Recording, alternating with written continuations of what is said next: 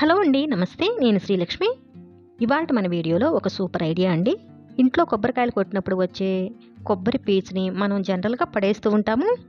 దీంతో ఏమీ ఉపయోగం ఉండదని మనం పడేస్తాం, కానీ దీంతో ఒక మంచి ఐడియా అండి.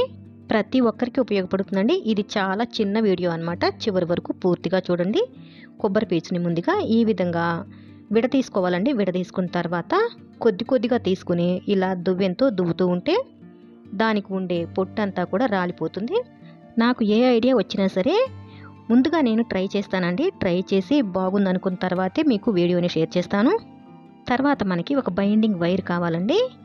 దాన్ని యూ షేప్లో ఫోల్డ్ చేసుకుని ఈ విధంగా కొద్ది కొద్దిగా పీచుని తీసుకుని ఇలా మిడిల్లో పెట్టి రెండు వైపులా ఈ విధంగా మెలక వేసుకుంటూ వెళ్ళాలండి. ఇది చాలా సింపుల్ అండి. చాలా అంటే చాలా ఈజీగా అయిపోతుంది. ఇది ఒక బ్రష్ లాగా తయారవుతుందండి. చూడండి, మనకి కావలసినంత కొబ్బరి పీచుని కలెక్ట్ చేసి పెట్టుకుని ఒకేసారి చక్కగా ఈ విధంగా బ్రష్ని తయారు చేసుకోవచ్చు.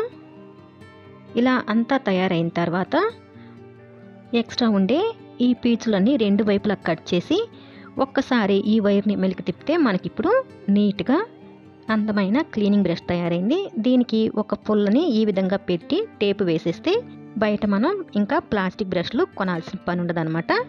క్లీనింగ్ బ్రష్ ఎంత బాగుందో కదండి. ఈ బ్రష్తో మనం చక్కగా ఇలా వాటర్ బాటిల్స్ క్లీన్ చేసుకోవచ్చు, ఇంకా పాల బాటిల్స్ అవి క్లీన్ చేసుకోవచ్చు అండి.